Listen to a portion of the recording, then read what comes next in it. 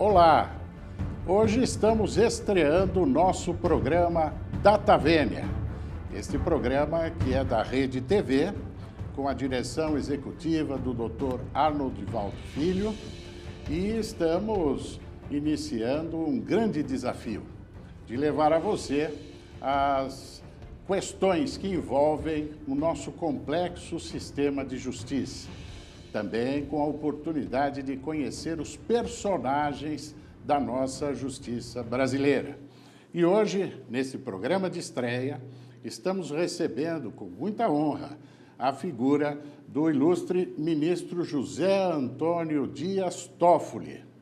O ministro Toffoli, ele nasceu em 1967, tem 50 anos, é natural de Marília, cursou a Faculdade de Direito do Largo São Francisco. Atualmente é professor do curso de pós-graduação da Faculdade de Direito da USP e também da Faculdade UniCeub. O ministro foi advogado, depois foi advogado-geral da União, posteriormente ingressou como ministro do Supremo Tribunal Federal em 2009, foi presidente da primeira turma em 2012, posteriormente integrou também o Tribunal Superior Eleitoral, chegando à sua presidência, exercendo a presidência do TSE de 2014 a 2016.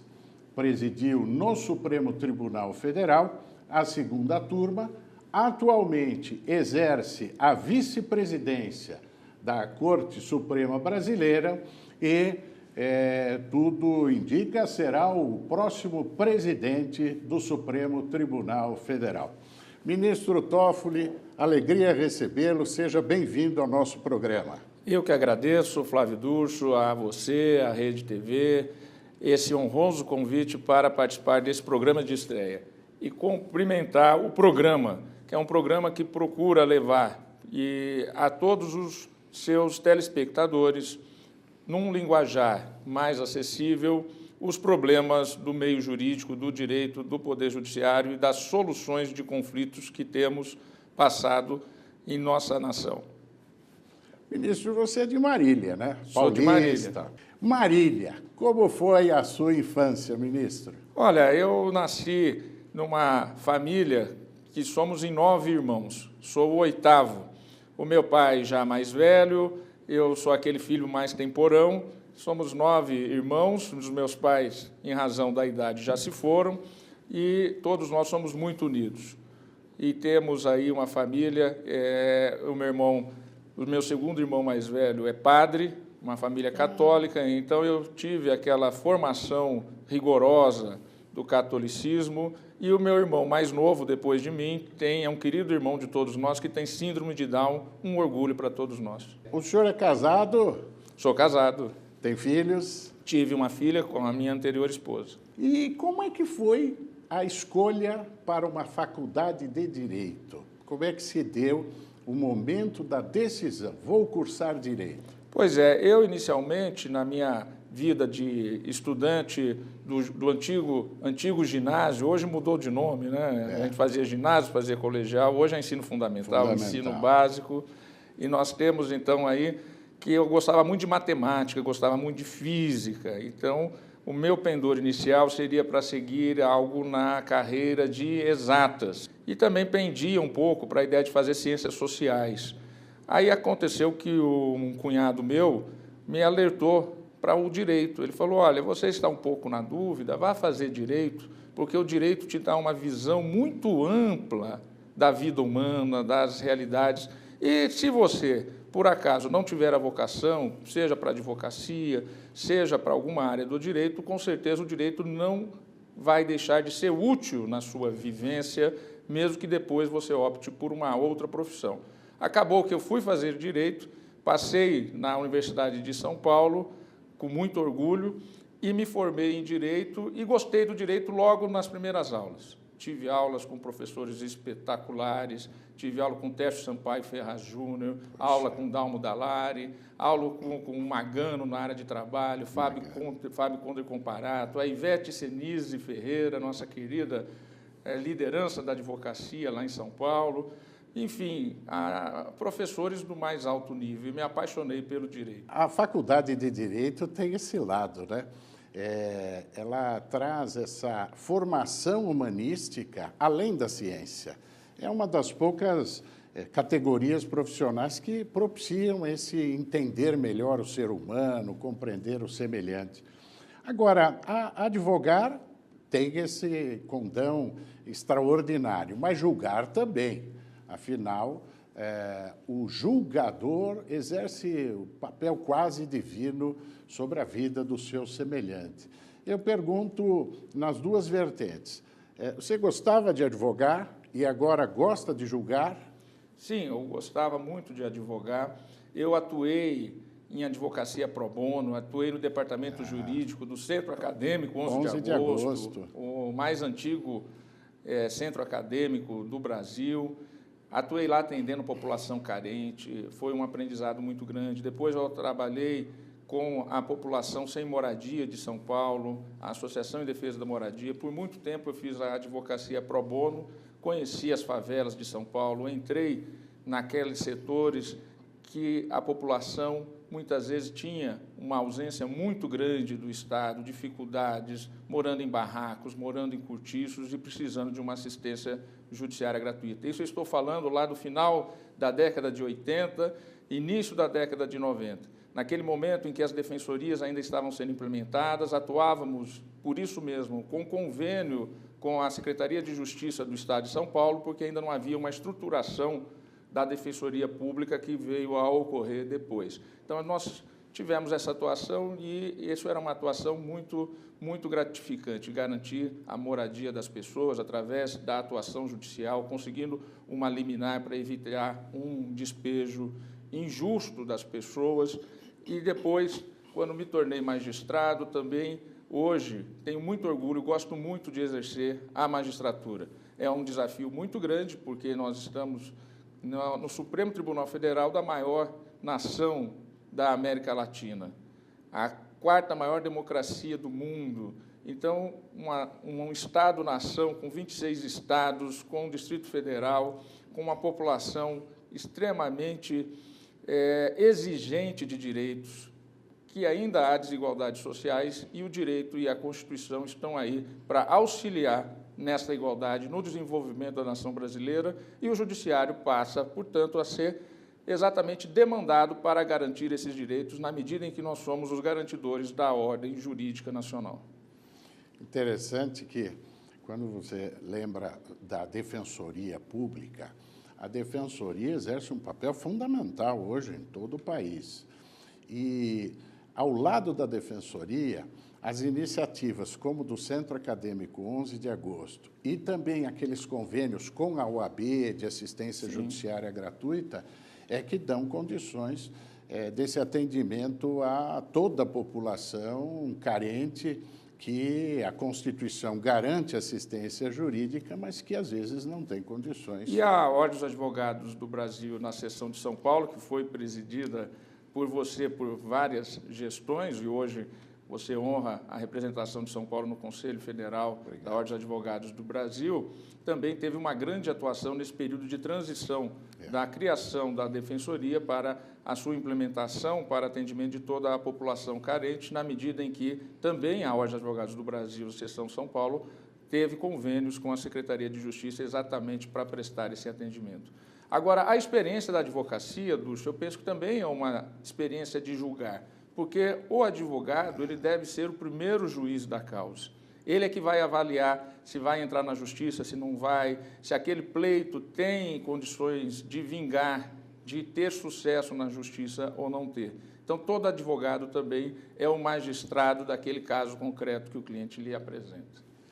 Essa é uma das facetas bonitas da advocacia, né? E os desafios. Eu me lembro de um caso de uma mulher, quando eu estava estagiando no Departamento Jurídico do Centro Acadêmico 11 de agosto, que me levou a refletir sobre a natureza da norma, né? O Goffredo da Silva Telles, saudoso Goffredo da Silva Telles, autor da Carta aos Brasileiros em Defesa da Democracia, em agosto de 1977, um dos marcos da reabertura da democracia no Brasil. O Goffredo dizia que a norma é autorizante, ela nunca penaliza, ela autoriza que alguém, em razão de ter a norma sido infringida, ir à justiça ou através de outros meios de resolução adequados, que vamos conversar aqui, tenho certeza que é importante conversar sobre esses meios, né, diferenciados de resolução de conflitos, mas o Goffredo dizia então que a norma é autorizante, ela nunca impõe nada, ela autoriza. Ela autoriza, se ela for descumprida, que alguém pleiteie o restabelecimento do dano, o restabelecimento dos seus direitos. E uma vez, atendendo no Departamento Jurídico do 11 de agosto, que fica lá na Praça João Mendes, lá pertinho do Foro Central e da sede do Tribunal de Justiça de São Paulo, eu recebi uma senhora que ela era violentada pelo próprio marido, ela e os filhos. Então, ela queria saber o que ela poderia fazer. E, naquela época, ainda não existiam, na legislação brasileira, estes meios de se pedir e de se requerer que a pessoa fique afastada da residência, etc. Ainda não havia uma explicitação normativa. Mas os advogados, e nós aprendemos isso lá no estágio da Faculdade de Direito, nós podíamos entrar com as cautelares em geral, as medidas cautelares. E pedimos, então, apesar de não haver uma previsão específica, mas uma cautelar geral, para que a pessoa ficasse, então, fora de casa, fosse afastada do lar, porque era uma pessoa violenta. Mas essa senhora disse, mas, doutor, tudo bem, eu ganho essa cautelar.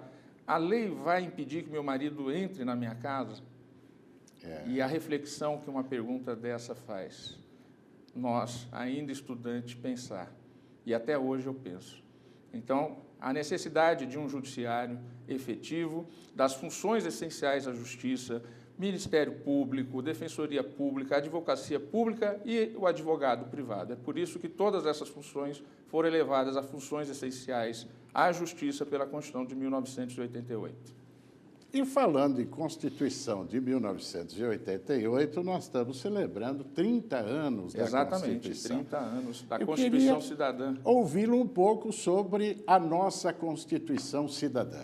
Ela é fruto de um grande debate nacional. O processo constituinte de 1987 e 1988 foi um momento de ápice da participação da sociedade civil na defesa de seus direitos. Foi uma repactuação da sociedade na redemocratização do país. E aí, com muito anseio de direitos, aconteceu que a Constituição de 1988 ficou uma Constituição bastante ampla. Ela trata sobre tudo. O ministro Luiz Roberto Barroso costuma dizer que ela só não traz o marido em 3 dias, mas a respeito de todo o resto, o ministro Barroso costuma dizer, está sendo tratado e previsto na Constituição Brasileira de 88. E isso traz um desafio muito grande, porque na medida em que o judiciário é o garantidor do seu cumprimento, isso faz com que as demandas tenham crescido, a procura, a sede de justiça, a procura de direitos, fez crescer muito a demanda do Poder Judiciário. E daí, então, nós temos uma Constituição que é um marco no nosso Estado Democrático de Direito, aquela que garantiu o maior tempo de democracia em nosso país, sem decretação de estado de sítio, sem decretação de estado de defesa, na atuação de resolução dos seus conflitos, embora tenhamos passado, por exemplo, por processo de impeachment de 2 presidentes nesse período, mas tudo resolvido de acordo com a Constituição, com acesso ao Poder Judiciário, com a ampla defesa, os direitos e garantias que estão garantidos são realmente aplicados pelo Poder Judiciário. E essa Constituição traz um grande desafio de desenvolver com justiça social. Ela prega um desenvolvimento, ela tem a liberdade econômica, mas ela também prega a necessidade de nós diminuirmos as nossas desigualdades regionais e as nossas desigualdades sociais.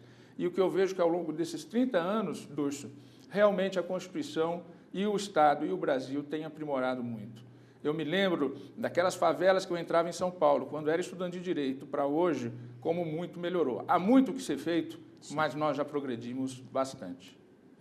A Constituição, efetivamente, trouxe uma conscientização de cidadania, conhecer os seus direitos para que a população possa lutar por eles.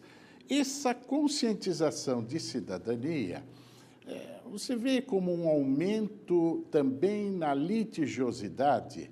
A maior cidadania, mais processos, isso existe ou é uma utopia? E veja, a Constituição também ampliou os meios de acesso ao Poder Judiciário, instrumentos processuais que inexistiam antigamente, a Defensoria Pública, para trazer essa população carente que não tinha condições de pagar um advogado particular, passou a ter um melhor atendimento por parte do Estado, a poder levar o seu clamor, a defesa dos seus direitos e dos seus pleitos ao Poder Judiciário.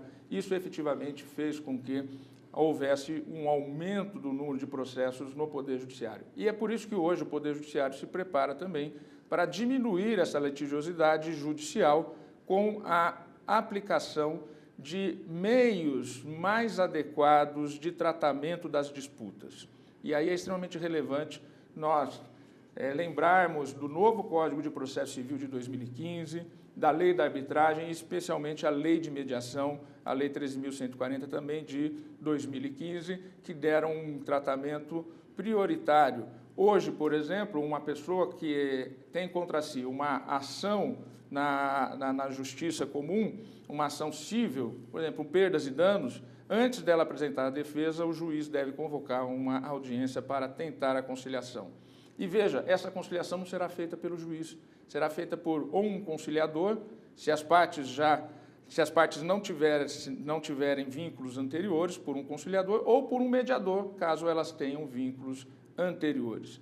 E essa mediação, então, é feita por um terceiro. Porque, muitas vezes, naquele sistema do antigo Código de Processo Civil, muitas vezes as partes ficavam inibidas de tentar um acordo perante o juiz, porque se ela falasse, por exemplo, eu aceito menos, ela podia entender que o juiz fosse avaliar que o fato dela aceitar uma indenização menor do que a pedida faria com que o juiz entendesse que, então, ela estava abrindo mão ou não teria um direito tão firme assim. Então, o tratamento que foi dado pela Lei de Mediação de 2015, pelo novo Código de Processo Civil, foi no sentido de que tanto o conciliador quanto o mediador é um terceiro, não é o próprio juiz que vai julgar a causa posteriormente. Isso está sendo implementado, é algo extremamente relevante na solução de controvérsias de uma maneira mais célere e mais eficaz. E, nesse sentido, a participação da advocacia é extremamente relevante. E o próprio Código de Ética da OAB, hoje, realterado recentemente, prevê que o advogado é uma parte fundamental na solução de maneira consensual ou mediadora dos conflitos existentes que são a eles levados. E prevê, inclusive, que isso não leva a rapidez na solução da controvérsia não pode resultar numa diminuição dos seus trabalhos. O Brasil tem hoje 100 milhões de processos, aproximadamente. É evidente que esta quantidade de processos, de certa forma, ela congestiona as vias do judiciário. Os mecanismos alternativos de solução de conflito são efetivamente uma das alternativas, uma das formas para diminuir a quantidade de processos. Você falou sobre 3 possibilidades: a conciliação, temos também a mediação e a arbitragem. Qual a diferença fundamental entre essas 3 modalidades, para que o leigo que está nos assistindo entenda? Exatamente. A arbitragem ela é muito usada nos grandes contratos, entre as grandes empresas. Aí as partes, elas indicam, através de um pacto, de um negócio jurídico, de um acordo, exatamente que elas estarão nomeando ou um árbitro específico, né, ou então elas estarão dizendo que qualquer controvérsia que surgir será levada a um tribunal arbitral. E aí, então, essa solução será feita por um sistema de arbitragem que é todo regulado pela lei de arbitragem, na nova lei também do ano de 2015. Perdão, tribunal arbitral privado. Privado. Bem lembrado, e este é um tribunal arbitral privado. As partes pagam por este serviço ao tribunal arbitral. E a decisão deste árbitro ou deste tribunal arbitral valerá como uma sentença judicial. Terá, então, meios de execução dessa decisão feita por um tribunal privado. Por isso que ela é muito usada nos grandes negócios, negócios relativos a acordos internacionais, isso é muito utilizado.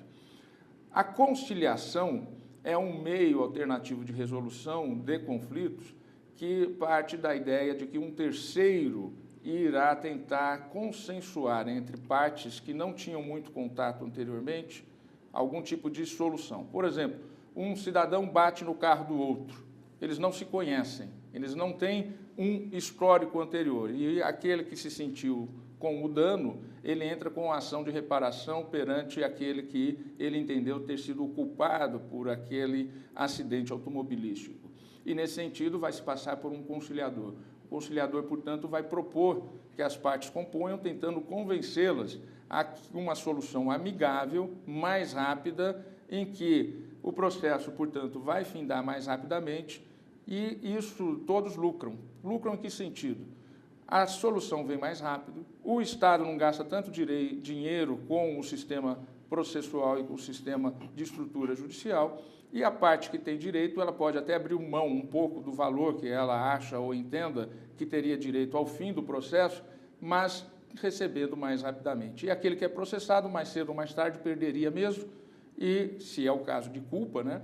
Então, ele, acertando amigavelmente, aquilo ocorre de maneira mais rápida. Então, a conciliação ela tem aquela ideia de que o conciliador ele vai exatamente tentar propor algumas soluções entre pessoas que não se conhecem, mas que, em razão de algum tipo de evento, de fato, eles acabaram sendo levados como aquele que está processando o outro, e o conciliador, então, vai tentar esta solução. Já na mediação, a mediação pressupõe uma vivência antiga entre as partes. É muito comum, por exemplo, na área de direito de família, a mediação entre um casal que está se separando, a mediação entre a disputa de uma guarda de filhos, na área de vizinhança, muitas vezes, aquele vizinho que faz barulho, que faz festa, né, num condomínio, ou mesmo na cidade, e ali se cria, então, um litígio entre pessoas que têm uma convivência. Então, a mediação ela tem a necessidade de um estudo maior por parte daquele que será um mediador, porque ele vai tentar entrar naquele problema. Qual é a grande vantagem da mediação nesses casos? É que, muitas vezes, uma sentença que decide uma briga de vizinho não acaba com o problema. Dá um ganho de causa, mas ali continua aquele vizinho lá do lado, etc. e tal, e simplesmente transformar isso numa indenização, etc., não acaba com o problema em si. A mediação ela tenta compor, tenta solucionar o problema de uma maneira definitiva. Isso na área de família é muito importante, na área de locação, em que locador e locatário muitas vezes também tem um conhecimento prévio, locação comercial, que são aquelas locações que perduram por anos e anos, exatamente para o estabelecimento comercial. Então, a mediação é um instrumento extremamente adequado para tentar pacificar. Mais do que dar uma solução, a ideia de mediação é pacificar o conflito. Ministro, poderíamos também, nessa linha, esclarecer o nosso telespectador que a conciliação é um mero acordo. As partes deliberam ali e fazem um acordo. A mediação é uma condução desse terceiro mediador, mostrando as vantagens e desvantagens também de um acordo. Também de um acordo. Na arbitragem, nós temos esse tribunal arbitral, que é privado. Fora do judiciário. Fora do judiciário, mas ali tem decisão. Na arbitragem haverá uma decisão. Exatamente. Pergunto, as partes, melhor dizendo, os personagens, não as partes, o advogado, o juiz, o integrante do Ministério Público, estão já preparados, digamos, aculturados para esse novo tempo? Essa é uma excelente pergunta, Durso, porque nós temos que entrar nessa cultura da pacificação social dos conflitos. Até porque nós falamos aqui da Constituição de 1988, da ampliação de direitos, do instrumental jurídico que se aprimorou, mas também é outro dado da realidade que hoje nós temos muito mais relações sociais do que tínhamos antigamente. Pensa um país que há 60 anos atrás, há 50 anos atrás, a maioria da população vivia na zona rural, não tinha sequer telefone. Hoje todo mundo tem um telefone celular, mais de 120 milhões de brasileiros estão em redes sociais, conectados na internet. Então, o número de relacionamento aumenta exponencialmente nessa chamada sociedade em rede que nós vivemos hoje em dia. Se você aumenta o número de relacionamentos, a possibilidade de conflitos, por consequência, também aumenta. E, então, aumentando o número de relações sociais, aumenta-se, em consequência, uma porcentagem de conflitos. Então, buscar esses meios adequados, hoje chamados de meios adequados de tratamento dos conflitos, para a solução adequada destes conflitos, através de um sistema que premie, no sentido da rapidez, soluções amigáveis, seja pela conciliação, seja pela mediação, é algo extremamente importante. Mas nós estudamos em faculdade de Direito, eu me formei em 1990 e não tive na grade curricular nenhum tipo de matéria que tratava de conciliação ou mediação. Inclusive, o termo mediação é algo novo, bastante novo, e mesmo fora do Brasil. Na verdade, foi a partir da década de 70, nos Estados Unidos, em que houve o surgimento dessas ideias de meios alternativos, exatamente também por um congestionamento, uma demanda muito grande de processos no Poder Judiciário nos Estados Unidos. E no Brasil, a partir da década de 90, é que começam, então, as legislações a tratarem deste importante tema. Então, é importante que a comunidade jurídica como um todo, ela se volte a essas técnicas que, pela lei brasileira hoje, são promovidas, e o Conselho Nacional de Justiça, também esse importante órgão, hoje presidido, tal qual o Supremo Tribunal Federal, pela liderança da ministra Carmen Lúcia, ele tem trabalhado exatamente na busca destes tipos de solução, incentivando os tribunais locais, incentivando os juízes a fazer as audiências de conciliação através de mediadores, através de conciliadores, e a Escola Nacional da Magistratura também, ela tem cursos de formação de conciliadores e mediadores, mas é importante envolver as faculdades de Direito. É muito importante que já no curso de graduação tenhamos matérias, e muitas delas já estão fazendo este aculturamento, essa implementação dessas matérias para incentivar as soluções alternativas ou mais adequadas para ter uma maneira de se efetivar a justiça de uma maneira mais rápida. O CNJ criou, ainda em 2010, o chamado CEJUSC, o Conselho Nacional de Justiça criou essas comissões, que são comissões de justiça e cidadania, para a resolução de conflitos, e que depois foi positivado. Eu, por exemplo, quando fui advogado-geral da União, no ano de 2007, criei a Câmara de Conciliação na Administração Federal.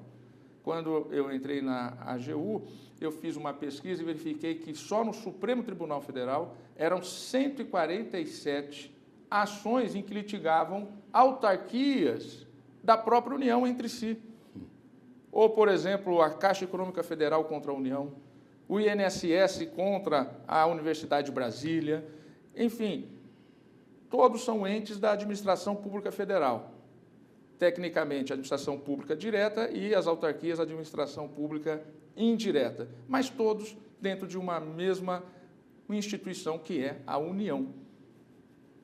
Ora, esses conflitos, colocados no judiciário, eles acabam tendo uma demora na solução. É natural que isso ocorra. Contraditório, ampla defesa, eventuais recursos, etc., o que, às vezes, passam gestões e gestões dessas autarquias sem a solução do conflito. Com a criação dessa Câmara, todos esses conflitos foram levados para a Câmara de Conciliação e Arbitragem da Administração Pública Federal. Fizemos, inicialmente, várias câmaras ad hoc e depois criamos permanentemente, a partir de setembro de 2007, e isso já economizou bilhões e bilhões de reais na área da demanda da justiça, porque se retirou do judiciário a controvérsia que a própria administração pública federal, através do advogado-geral da União, pode resolver. E isso depois foi colocado exatamente na Lei de Mediação, na Lei Federal de 2015, para meu orgulho, para meu gáudio, porque foi uma iniciativa que tomamos, e agora o novo CPC também estimula que todos os estados e os municípios criem esse tipo de câmara para resolver os seus conflitos. Além da economia, o tempo. A rapidez na solução, né? É fantástico.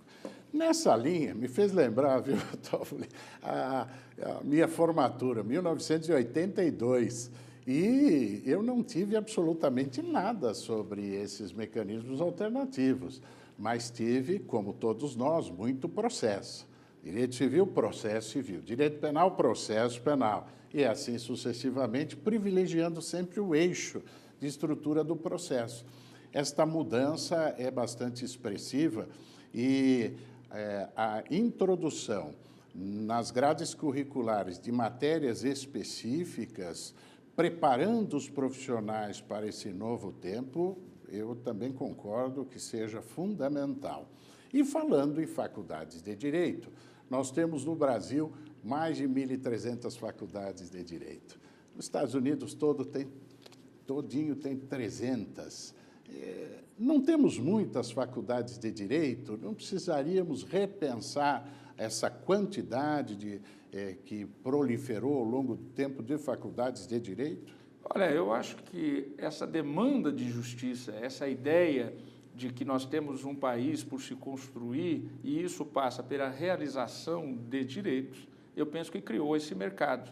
E se existe esse número de faculdades, é exatamente porque existe uma demanda exatamente nesta linha. Eu penso que as pessoas poderem ter acesso a um curso de graduação sempre é algo extremamente importante. E permitir, então, que haja esse acesso à educação também é uma das garantias da nossa Constituição. Eu também me lembro de meu pai. Meu pai sempre me ensinou, desde o início, o conceito da família forense. Como é importante o relacionamento, porque todos nós saímos dos mesmos bancos escolares, seja o advogado, o juiz, o promotor, o delegado de polícia. Então, este conceito de respeito, de urbanidade, sem perder de vista que cumprimos todos o mesmo papel. A finalidade é a mesma. As atribuições são diferentes por uma questão legal, mas, efetivamente, o objetivo é sempre essa busca da justiça. E nessa busca da justiça, nós temos no ápice do nosso sistema o Supremo Tribunal Federal. Para o público leigo também, qual a competência do Supremo? O que o Supremo julga? Que causas ele examina? É uma pergunta muito importante. O Supremo Tribunal Federal, pelo artigo 102 da Constituição, é o guarda da Constituição, ou seja, é aquele que vai guardar que aquilo que está previsto, aquilo que está proposto na Constituição, seja efetivamente aplicado ao cidadão, seja garantido ao cidadão. Daí porque nós temos, evidentemente, um olhar muito atento à Corte do Supremo Tribunal Federal no Brasil, porque, ao fim e ao cabo, é ele que vai dizer exatamente a garantia desses direitos. Então, é extremamente relevante, por exemplo, entendo eu, um programa como este, um programa DataVênia, exatamente porque as pessoas, elas gostam de discutir os seus direitos. Nós vemos que as pessoas, para falar um pouco de algo lúdico, todos nós sempre gostamos de um filme de júri, um filme de julgamento. E no Brasil, nós temos a oportunidade de ter os julgamentos do Supremo Tribunal Federal do nosso país transmitidos ao vivo pela televisão, pela internet, transmitidos também pela rádio Justiça, de tal sorte que a justiça vai ao povo através desses meios. Ela se coloca de maneira transparente. E hoje, no dia de hoje, a transparência e a eficiência e a responsabilização dos nossos atos e das nossas atitudes formam um tripé da boa gestão, da boa eficiência, para que o cidadão possa ver no Estado o cumprimento da sua missão. O Estado, ele tem que ser aquele agente de pacificação social. O Estado é aquele que é feito para atender à cidadania, atender ao povo.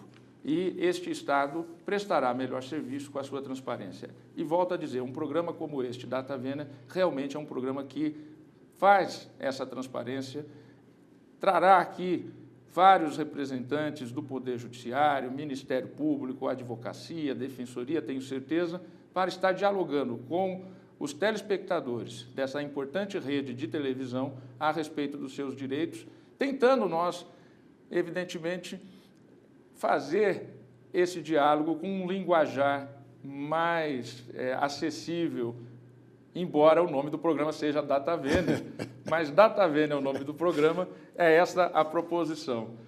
É bom sempre dizer ao nosso telespectador que Data Vênia é uma expressão latina que significa com licença. E no meio jurídico se utiliza dessa expressão, muitas vezes, para discordar da opinião do outro. Pedir licença para divergir. Exatamente. E isso é outra coisa extremamente importante, Dulcio, que às vezes o cidadão não entende. Ah, mas vocês ali divergem no julgamento do Supremo. Nós somos uma sociedade democrática. A democracia, ela existe em razão da pluralidade. Isto, muito bem. Democracia se fundamenta, Dulcio, e você sempre foi um defensor da democracia, desde os bancos escolares. Nós sabemos que ela se forma na pluralidade, na divergência. E é por isso, então, que os tribunais, eles atuam por colegiado. A primeira instância é um único juiz, mas há sempre a possibilidade do duplo grau. E aí uma segunda instância, ela analisa isso de uma maneira colegiada, exatamente para se dar a segurança de que a pluralidade de pontos de vistas, que é fundamento do Estado Democrático de Direito, serão levados em consideração. Então, a divergência, ela é salutar.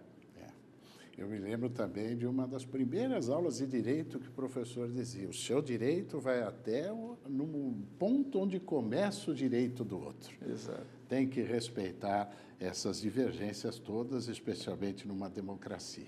Voltando ao tema da competência. O Supremo Tribunal Federal julga uma grande quantidade de processos, são milhares e milhares de processos.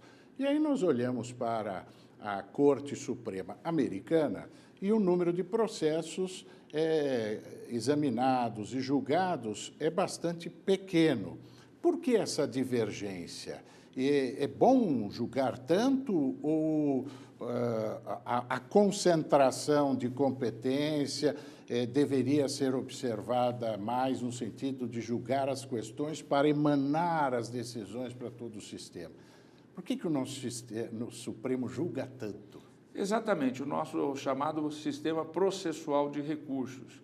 Veja, isso aconteceu também nos Estados Unidos, só que lá, já no ano de 1925, ou seja, há quase 100 anos atrás, eles criaram um sistema em que eles escolhem o que vão julgar. Escolhem o que vão julgar. E aquilo que eles entendem que não serão julgados, mantém-se automaticamente a decisão das cortes locais, dos tribunais locais. Com isso, aqueles casos terminam. Aqui, o nosso sistema foi criado de tal sorte, como lá também, nos Estados Unidos, até 1925, lá, aqui até o ano de 2004, depois 2005, com a legislação específica, nós criamos a repercussão geral. Exatamente porque o nosso sistema, tal qual lá, iria subir, e subiam todos os processos, e tínhamos que julgar todos. Agora, com a criação da repercussão geral, nós selecionamos temas que tenham importância, que vão para além daquela disputa entre o João e o José, entre a Maria e o Estado, por exemplo, aquela briga de vizinhos. Se isso não tem repercussão, nós não consideramos isso como repercussão geral, porque não tem relevância política, não tem relevância social, não tem relevância econômica ou relevância jurídica.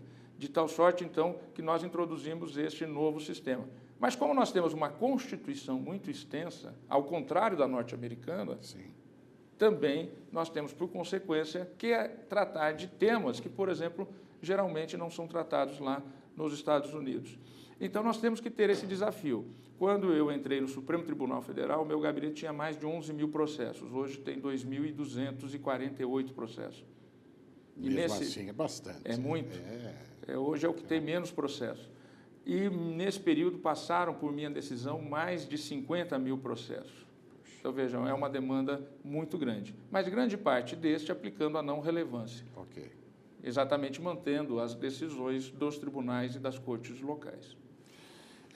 Voltando num ponto que o ministro tocou, TV Justiça. A TV Justiça deu acesso a qualquer cidadão que ligue em qualquer ponto do Brasil, o seu aparelho de televisão e acompanha o julgamento do Supremo pela rádio, acompanha o que está sendo discutido no Supremo Tribunal Federal.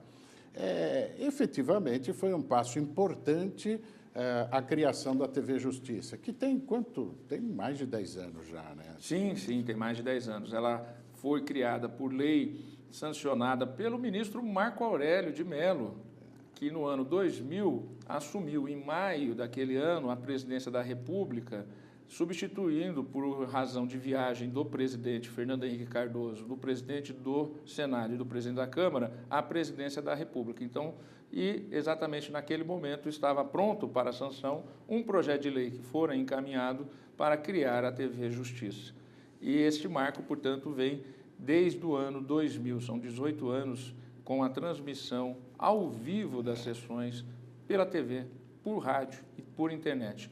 Qualquer cidadão do mundo pode nos assistir julgando os processos de maneira transparente, de maneira plural, com os debates, com as discussões que fazem parte dessa essência do Estado Democrático de Direito.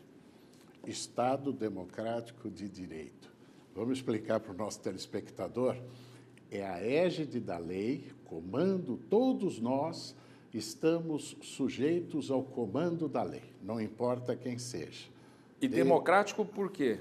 E de direito por quê? Democrático porque quem decide é a maioria. E o direito para limitar o avanço da maioria no sentido de destruir a minoria. E daí essa pluralidade. Por isso que é um Estado democrático, porque a maioria é quem governa, mas essa maioria não pode governar em afronta aos direitos da minoria. Aliás, era um Estado de direito a própria Alemanha nazista, porque tinha um ordenamento que devia ser cumprido, mas não era democrático, porque a égide daquela legislação não tinha legitimidade popular. Estamos realmente, ministro, num Estado democrático de direito? As instituições funcionam? Funcionam. Viver em democracia é um desafio, porque você tem que conviver com as diferenças. E, muitas vezes, isso é difícil. Aceitar que a nossa posição não prevaleceu pode ser, às vezes, muito dolorido. Mas a verdade é que lançar uma nação que se lança na democracia é a nação que vai se desenvolver mais rapidamente, de maneira madura. A história mostra isso. Aquelas nações que se voltaram para governos autoritários pode até ter um início de desenvolvimento um pouco mais rápido, mas chega uma hora que ela esgarça. Esse desenvolvimento fale e as instituições elas ficam vulneráveis ao totalitarismo. Viver em democracia é aceitar as divergências, é um desafio muito mais difícil, mas o produto final, a cidadania, sai vencendo. E a nossa democracia é jovem? A nossa democracia O Brasil é um país jovem. O Brasil ainda é um país por se construir. Então, eu penso que fazer parte de uma nação em que você possa contribuir para a sua criação, para a sua formatação, para o seu desenvolvimento, é algo muito importante. E, nesse sentido, gostaria de deixar, se me permite, uma mensagem aos nossos jovens, Sim. aos estudantes, aqueles que ainda não estão na faculdade, aqueles que estão na faculdade, aqueles que estão recém-formados. Acreditem no Brasil. Participem da construção da nação brasileira. Às vezes, você ouve dizer, por exemplo, na Europa, as dificuldades da Europa, etc. Mas é um país em que a juventude tem menos participação. Por quê? Porque tudo já está construído. Às vezes pode até se dizer um pouco entediante, mas no Brasil não há tédio. No Brasil nós estamos fazendo uma nação, nós estamos construindo uma nação, nós estamos desenvolvendo um país. Há dificuldades? Há desafios? Muitos. Nós temos que incluir cada vez mais as pessoas, diminuir as desigualdades regionais, diminuir as desigualdades sociais e culturais. E penso que avançamos muito nesses 30 anos de Constituição de 1988 e nós temos que aplaudir aqueles que a fizeram, como Ulisses Guimarães. Muito bem. Lembrado o nosso sempre saudoso Ulisses Guimarães, que proclamou a Constituição Cidadã, um dos momentos inesquecíveis da história do nosso país. Eu lembrei disso e me entusiasmei porque eu, outro dia, mostrando ao meu filho menor sobre este grande momento do Brasil, como foi difícil aquela conquista da Constituição, os debates todos que envolveram aquele processo constitucional para que tivéssemos esse grande documento, esse pacto do Brasil para o futuro do nosso país. Nessa esteira dos desafios, que são muitos, na Justiça, ministro, nós temos um desafio que saindo do momento, e agora eu vou falar pessoalmente também, quando eu começo a estagiar, eu ia ao fórum e verificava os processos datilografados, costurados com agulha e barbante. E máquina de escrever, e hoje é peça de museu. Isso há 36 anos que eu me formei. Hoje, nós temos o processo eletrônico, uma verdadeira revolução. Como é que está essa situação desta revolução? O impacto do processo eletrônico vai impactar na morosidade da justiça? Ajuda a justiça? Como é que é a sua visão com relação ao processo eletrônico? Eu penso de maneira muito positiva em relação à introdução do processo eletrônico. Veja que com isso estará tudo digitalizado. Você tem maior segurança, você tem agilidade. Por exemplo, um processo que está no Tribunal de Justiça lá do Amazonas, ele vem pelo sistema de informática para o Superior Tribunal de Justiça, ou seja, não precisa mandar pelo correio, economiza valores, economiza recursos e você tem maior efetividade. E falamos de conciliação, existe um projeto no Conselho Nacional de Justiça e também no Superior Tribunal de Justiça, o STJ, a respeito da conciliação digital, exatamente em que as partes elas demandam por meio de um software criado pelo judiciário a outra parte e tenta, então, fazer uma conciliação ou uma mediação de acordo com o caso. Veja o que isso facilita, a pessoa nem sai de casa. Através do seu smartphone, através do seu computador, pode estar tentando uma mediação, uma conciliação com aquela outra parte que normalmente iria para um litígio. Então, veja que o processo judicial eletrônico, a conciliação digital vai facilitar cada vez mais. É evidente que tudo isso passa por mudanças culturais, porque tem pessoas que foram acostumadas, e advogados mais antigos, que não têm facilidade com software, com computador, mas isso é uma fase de transição. E no próprio judiciário, a intercomunicabilidade dos sistemas jurídicos, para que eles dialoguem um com o outro e possa, então, fazer com que o processo judicial eletrônico seja cada vez mais uma realidade rápida, funcional e que atenda às demandas da clientela, a clientela de advogados, Ministério Público, Defensoria, advocacia privada, advocacia pública e, no fim, quem ganha é o jurisdicionado. Nós falamos sobre grade curricular de faculdades de Direito, o ministro é professor, eu também. Esta é uma ideia que nós precisamos inculcar no estudante, que tem facilidade com os meios eletrônicos. Essa nova geração vai ser muito mais fácil. Muito mais, muito mais. Eu comecei também lá no Departamento Jurídico 11 de agosto com datilografia, com aquele papel carbono. Eu acho que essa geração de hoje nem sabe o que é. O papel carbono era uma folha escura, tinha um carbono, para fazer a cópia. Para fazer a cópia. E, geralmente, a cópia era num papel de seda, que nós usávamos para economizar. E, quando errava, tinha que usar borracha e, geralmente, rasgava a folha. Era um desastre. Hoje, tudo é mais fácil e o processo eletrônico também. Agora, os tribunais, cada um tem uma linguagem eletrônica. É um outro desafio fazer com que todos os tribunais falem a mesma língua. O Conselho Nacional de Justiça tem tido um papel extremamente importante e relevante nessa uniformização, seja através da criação de um sistema único para quem quiser aderir, seja através da interoperacionalidade, essa palavra assim, intercomunicabilidade, interoperacionalidade, que na verdade é uma tradução de um software para outro software diferente, e eles então traduzem um sistema para um outro sistema.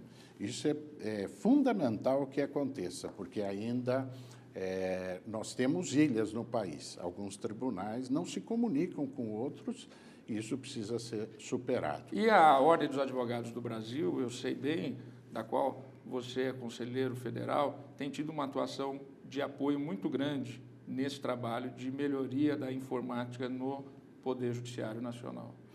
Inclusive, na Escola Superior de Advocacia, no Brasil inteiro, temos cursos para orientar os nossos colegas como lidar com esta ferramenta extraordinária que é o processo eletrônico.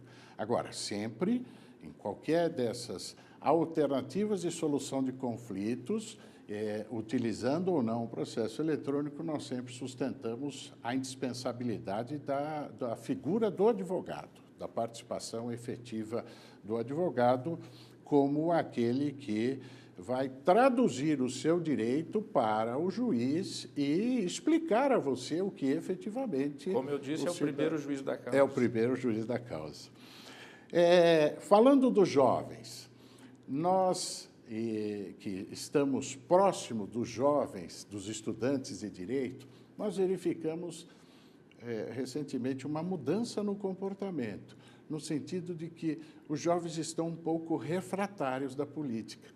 E nós sempre vimos nas faculdades de Direito o berço dos grandes políticos, né? Acredito, e aí queria saber sua opinião sobre isso. A Faculdade de Direito ainda tem este papel de despertar os talentos políticos nos jovens brasileiros? Eu penso que sim. Eu penso que é natural que aqueles que vão trabalhar com o arcabouço, com as normas do Brasil, com o conjunto de regras, sejam regras constitucionais, sejam regras abaixo da Constituição, eles têm uma maior facilidade, por exemplo, para ir para o Congresso Nacional. Por isso que, entre todas as profissões, no Congresso Nacional, a que mais tem deputados e senadores é aqueles que são bacharéis formados em Direito. E, curiosamente, depois dos bacharéis em Direito, os médicos. Os médicos também têm uma grande atuação na área política. Então, os profissionais liberais, eles têm, na advocacia e, em regra, na medicina, uma participação muito grande na política, porque nós lidamos com aqueles sentimentos do povo. Quem atua na área do direito, quem atua, por exemplo, no caso dos médicos, ele está atuando com aquela sede de justiça ou sede de saúde, sede de necessidades. Então, você tem essa facilidade de ouvir e respeitar as diferenças dos outros. Então, eu penso que ainda hoje as faculdades de Direito têm realmente um papel muito importante na formação política da nação brasileira. E é muito importante, portanto, que hoje, por exemplo, as disciplinas de ética, as disciplinas relativas ao respeito à diferença, ao respeito ao erário, ao respeito às individualidades, é extremamente importante que a Faculdade de Direito continue e aprimore a formação do ser humano, do seu aluno como um todo, não só na técnica jurídica, mas nas ciências sociais, nas ciências humanas como um todo. Aliás, o ministro lembrou como matéria obrigatória no curso de Direito, ética. E deveria ser obrigatória esta matéria em todos os cursos, em todas as carreiras. Ministro, estamos nos avizinhando do final do nosso programa. Passamos aqui 1 hora conversando, para mim muito agradável, e neste finalzinho eu sempre faço algumas perguntas muito rápidas para o nosso convidado, como se fosse, se é advogado, tirando a beca, se é algum juiz, tirando a toga, para mostrar um pouco mais do seu lado humano. E começaria perguntando se o ministro torce para algum time de futebol. Sim, o primeiro time é o time da minha cidade. Muito orgulho, sou de Marília, interior de São Paulo, e lá tem o MAC, Marília Atlético Clube, que tem na sua sala de troféus um importante troféu. Ele foi campeão da Copa São Paulo de juniores. Poxa. Em 1977, com um time maravilhoso. Tinha o Jorge Putinati, o Jorginho, que depois jogou no segundo time, no time que eu torço, e aqui a gravata já denuncia a cor verde, que é o Palestra Itália, o Palmeiras. Sou palmeirense também com muito orgulho. O Palmeiras, minha sogra também era palmeirense, é duro. Eu sou um corintiano,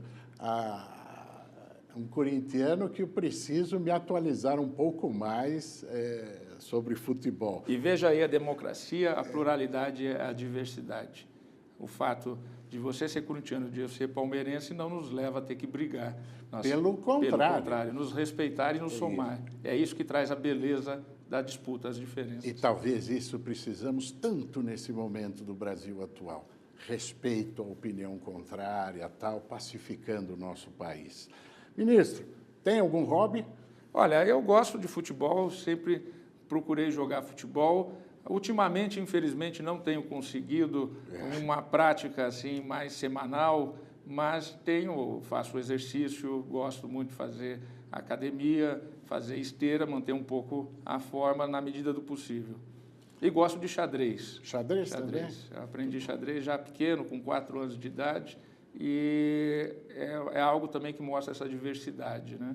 de estratégia, de disputa. Então, estratégia. É algo muito prazeroso. Gosta de algum filme? Tem algum filme que lhe chamou a atenção ultimamente ou historicamente? Olha, historicamente, eu tenho um filme da minha predileção, do Sérgio Leone, Era Uma Vez na América. É um filme que tem uma duração de quase 4 horas, mas é um filme bastante denso e curioso. Ele levou 11 anos entre o início das filmagens e o seu término. Foi o último filme que ele fez com Robert De Niro, enfim, com atores extremamente talentosos. E eles envelhecem ao longo do filme, naturalmente, porque como o filme levou 11 anos, então é um filme bastante aprazível. E gosto muito também, aqui no Brasil, do Hector Babenco. Grandes filmes que ele fez, né? São Lúcio Flávio, Passageiro da Agonia, Pichote, O Beijo da Mulher-Aranha, Saudoso, para citar aqueles que já morreram. Para não citarmos os que estão ainda vivos, que podem criar algum tipo de ciúme. Citei um cineasta argentino-brasileiro, que é o Hector Babenco, e um italiano ou norte-americano, que é o Sérgio Leone.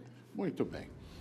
Chegamos ao final do nosso programa de estreia. Este programa Data Vênia, que é feito para você, para tentar juntos entender um pouco mais esse complexo sistema de justiça. Hoje recebemos aqui, com muita alegria, o ministro José Antônio Dias Toffoli, que será o futuro presidente do Supremo Tribunal Federal.